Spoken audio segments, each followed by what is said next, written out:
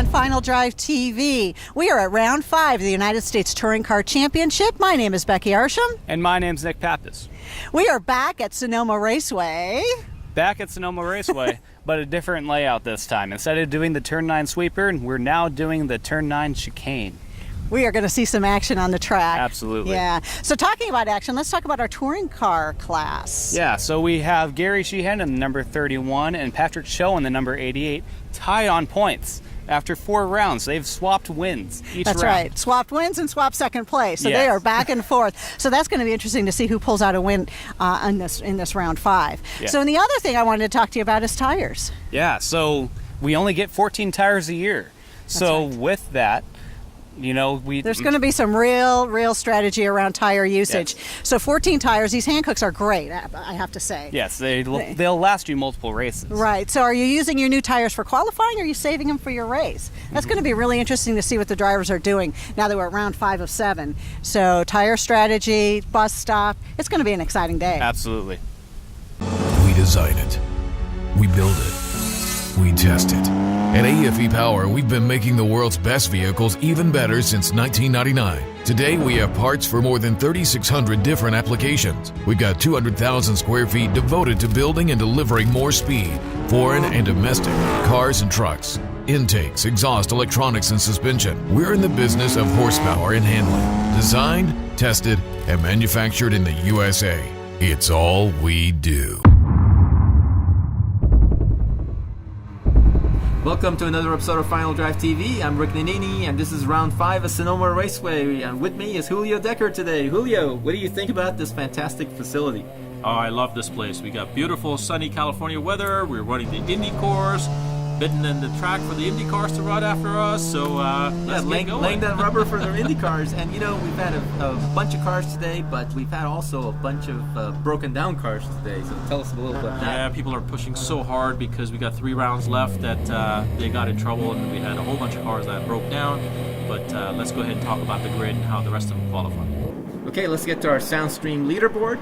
And we have Rob Harper on pole position in the BC Forged AP Racing Chevrolet Corvette. Next to him, Doug Makishima in the MCS T&I Racing BMW M3. Row 2, we see Sam Stowell in the BAF Autobody Jaguar XKR-S. Next to him is George Kibiloff in his SGK Performance BMW M3. Next row, we have Patrick Chio in the Speed SF iLap Timer Autologic Nissan 350Z. Next to him, separated by only 1/10 of a second, is Gary Sheehan in the GoGoGear.com Konig Wheels Hyundai Genesis Coupe.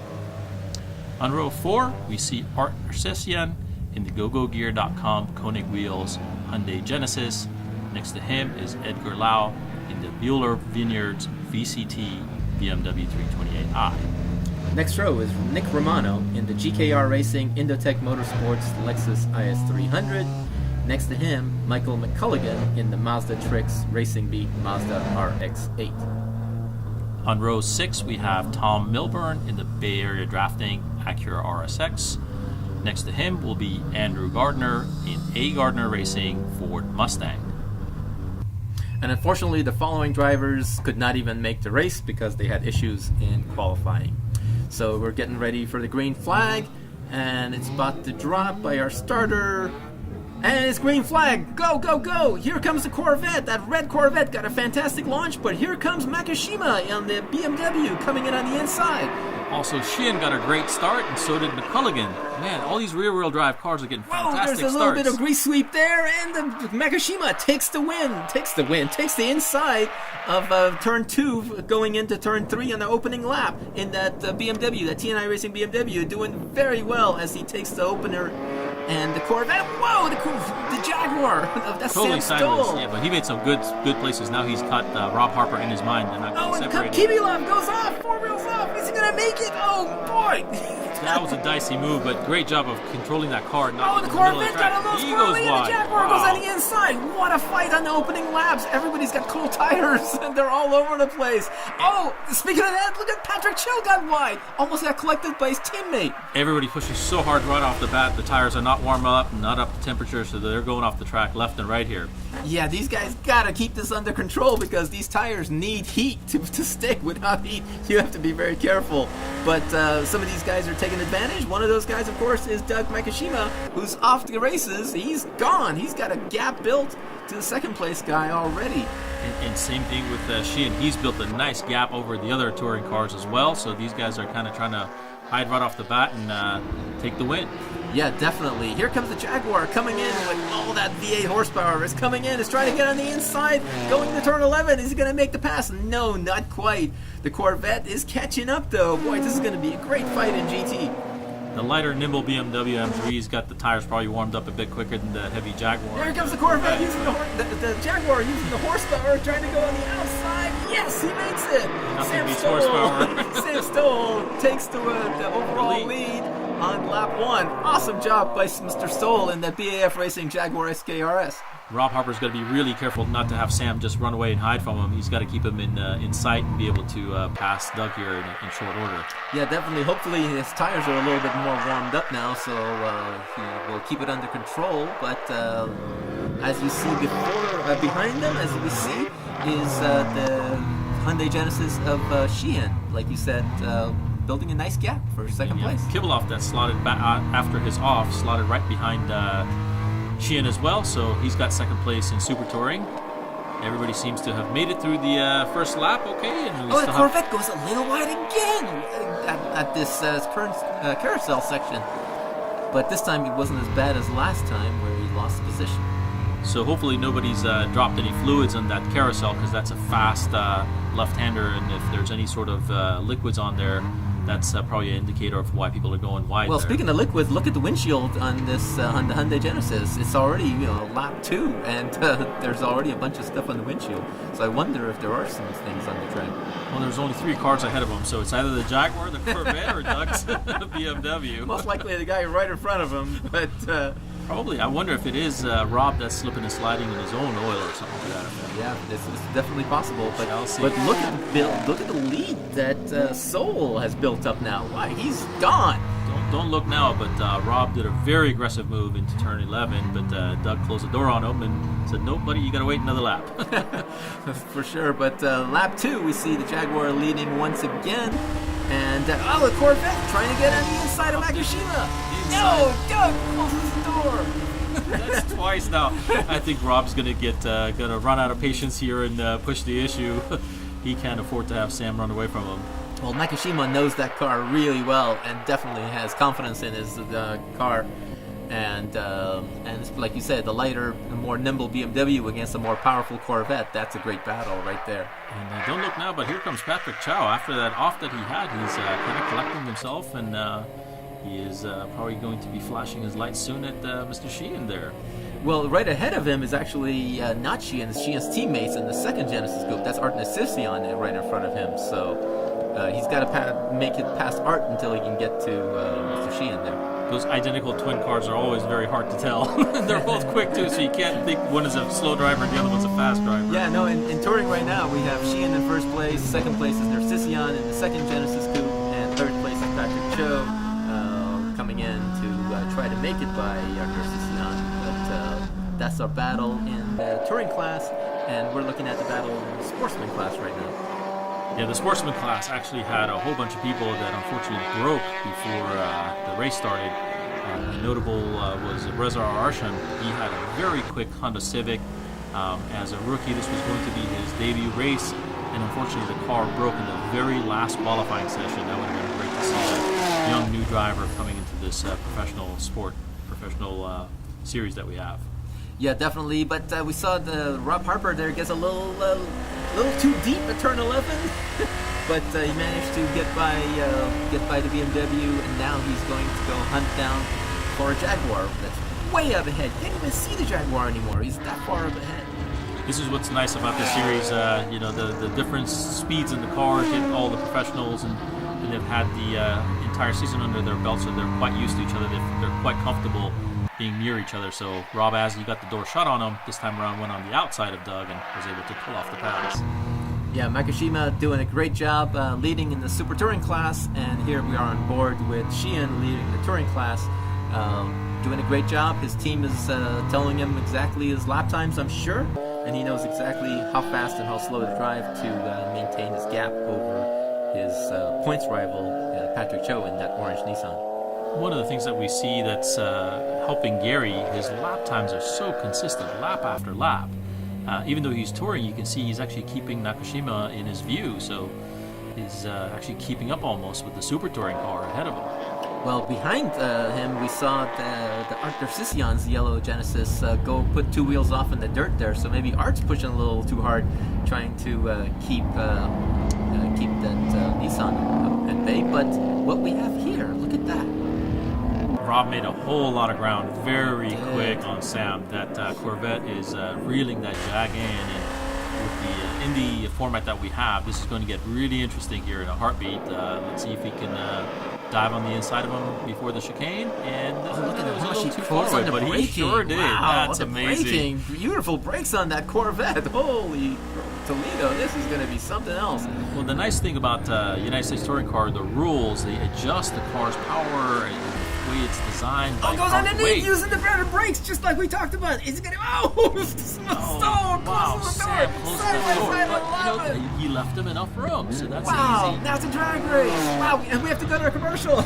Just the drag race. We'll let you know as soon as we come back what happens.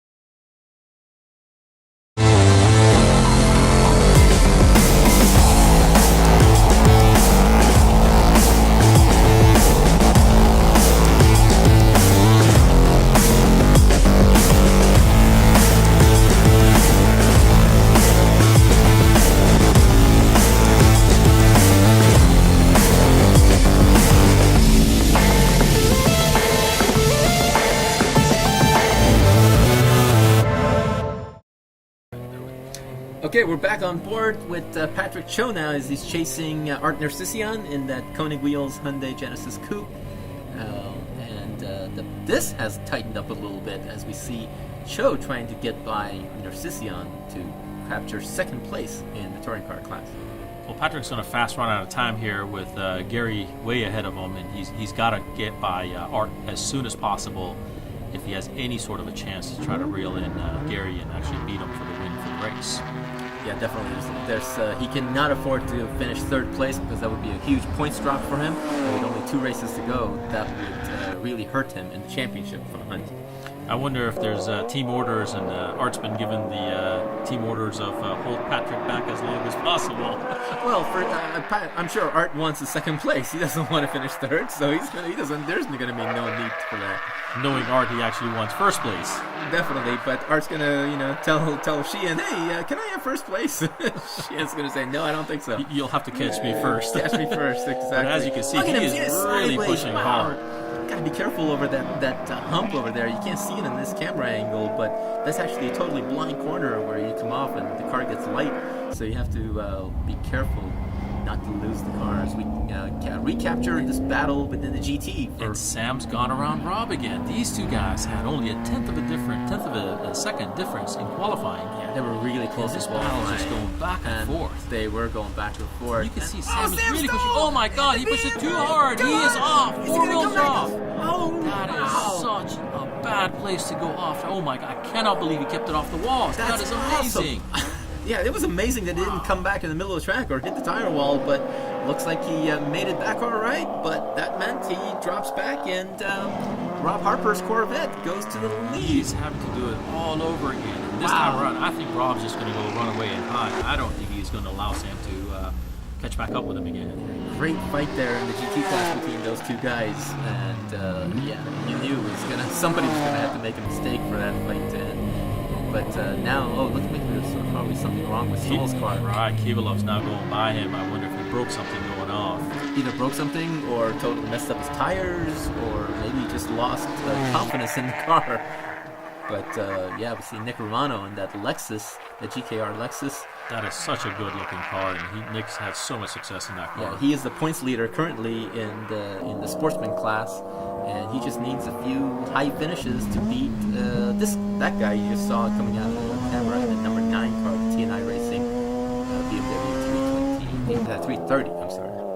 Yeah, Edgar Lau is quite the driver there, so with him being in front of Nick, I don't know if Nick's going to have enough time to catch him back up again.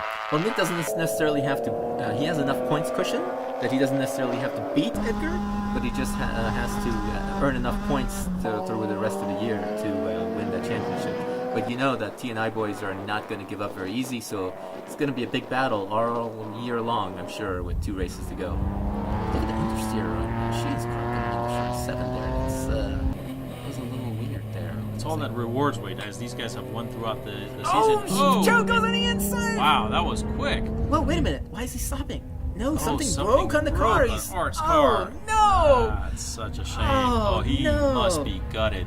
He had second place, and he was actually doing a great job keeping Patrick behind him. He had second place, in hand. Of course, you never know how it's going to happen, but his lap times were certainly competitive. As Patrick Chio now, well, he doesn't have it now. He can see. There is nobody behind him, and Gary. Now we have a fight coming up. Now we have a ball game, as they say. Well, we'll have to keep you in suspense, but we'll be right back after these messages. I talked to some of the NASA instructors on the best route into getting behind the wheel. They brought me into Group 1 in HPDE. It was like the beginner level. I stayed in Group 4 for a little while until I got my bearings, and then I went for my NASA license, my competition license, and now this is my second season with U.S. Touring Car. Currently, I'm racing the number 9 Ravenol BMW. Really happy that NASA put together such a great program to bring guys up like me that really want to race but didn't really know how to do it. Welcome back, and we heard Daniel Rose, owner of TNI Racing, talk about how he started through the NASA system. And if you want to be a race car driver, your best bet is to go through the National Autosports Association NASA program. You can start off doing HPD using your street car and eventually get your license and go racing, and there's all kinds of different racing you can do, and then you can graduate and do professional racing with U.S. Touring Car. Absolutely, Rick. A lot of the United States Touring Car Pro drivers are graduates of the NASA series and have done the other classes within NASA and ultimately are now professional ranks of the United States Touring Car Championship. Yeah, there's really no, people ask all the time, how do I get started in racing? And there's, there's tons of different ways you can do it, but I think the NASA way has the best system, and it's also the most affordable way you can do it. Although there's other ways you can do it too. Absolutely. Here we see Rob Harper. He's basically got the win in hand, being chased down hard actually by Doug Nakashima. His tires might be going away while Doug's tires are going to stay intact, and then of course Kivilov's hot in Doug's heels. Yeah, Kivilov is doing some fast laps there. He's coming up. Don't count him up in the SGK Performance. Same thing with Patrick Chio. He is kind of reeling in Mr. Sheehan there. So I don't know if the tires are kind of going away on these heavier cars and the lighter cars are coming up, or the other folks are just pushing that much harder because we're getting close to the end of the race. I don't know exactly what Sheehan's doing, but I could tell you that right now we're having an 8-second gap between the two, and that gap has stabilized right around 8 seconds. So we'll see. We'll monitor that, and we'll see if that gap closes down anymore, because that's been the trend all year long, right? Patrick Chio doing fast laps near the end of the race. Exactly right. That car seems to keep its tires underneath it very well compared to the Genesis. That especially with the rewards weight in Gary's car, seems to kind of not do as good of a time towards the tail end of the races. Yeah, definitely. I think if you looked at the tire temps on that Nissan, it would probably be really gentle on his tires. Seems to do really well on long runs, but that 8-second gap still remaining. But look at that, the steams really stick well through that turn 7 complex. They do. It's actually a really good-looking car. There's no understeer in that car, whereas you see a little bit of understeer in the Hyundai. That's right. So really interesting there. But I'm sure Mr. Sheehan in that 31 car is looking in his rearview mirrors, and I'm sure the team's telling him exactly what the gaps are at this moment. So, Unfortunately, setting up a car for these kind of road racing tracks, you can't get every single turn perfect, so you have to have a compromise. Some fast turns, the car might be sticking really well, and he picks up some time there and is giving up some time potentially on a slow quarter, like that turn 7 that we saw him understeering a little bit. So it's really all about the driver and how they like their car set up. But ultimately, the old saying is, Lewis is fast, so that car understeering cannot be helping Gary in that turn. Anyways. Well, another thing that made this event a little different was the IndyCar course adding that turn 9 chicane, which adds a more of a braking zone too. So that made it tougher on brakes. Well, Gary is still leading and looking for another win. So we'll see you guys on the other side of the break.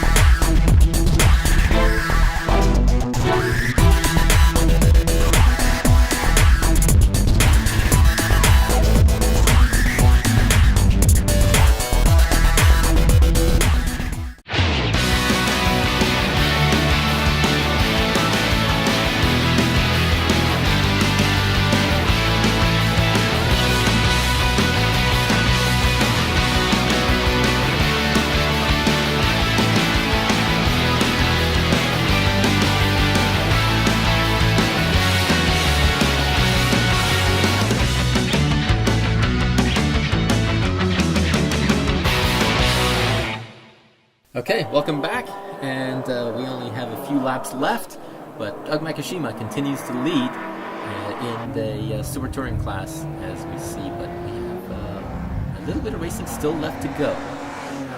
And Nick Romano's enjoying a nice, uneventful afternoon, if you will, followed by... That's the Michael McColligan's RX-8, who's doing really well. I think he's... we have to look at the times here, but looks like McColligan is in second place, if I'm not mistaken. Yeah, we have right now in the Sportsman category, we have Edgar Lau in the BMW, and second place is McColligan, which if he finishes in second place, he will be his best finish ever in the USCCC. So that will be really nice to see. That's actually well deserved, because he's been digging and continuing to work on that car all season long. So I'm really happy to see him succeed, and this will be his, I believe, third podium of the year. Yeah, he's got a number of third places, but every race that car seems to get quicker and quicker. So he's definitely going on the right path.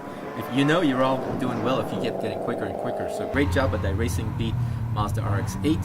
And here we have, is that Sheehan lapping Nersisyan? Is that what we're seeing?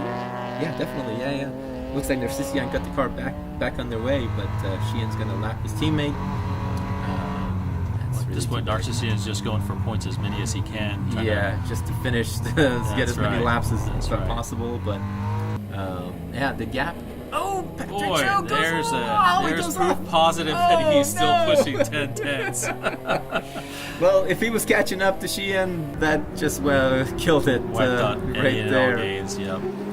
But that goes to show you the attitude of these guys from the drop of the green to the drop of the checkered. It's just one speed, and it's 100% go, and no compromises whatsoever. Yeah, well, when you're a tenth of a second in qualifying apart in all these classes, you go off, and you lose 2 seconds, and then that's it. You're never going to get that back in a 10-15 lap race or whatever. So that's what happens. It's not like they're doing 24-hour races where you're going to be doing tire changes and things like that. This is sprint racing, and you got to be quick all the time. Right. Edgar Lau in his BMW is looking great. He's poised for another win in the Sportsman class. And here we have Rob just about to lap.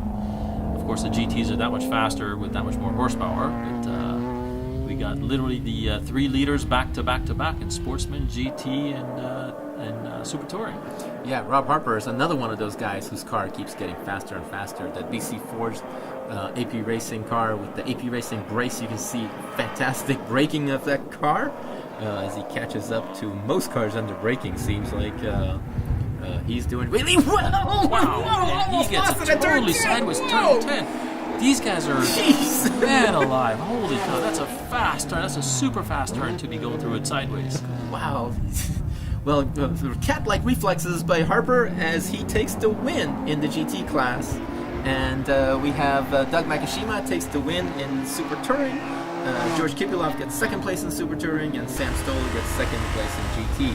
And of course, in the Touring class, we have Gary Sheehan taking the win over Patrick Chio, with Art Nersisyan taking third place.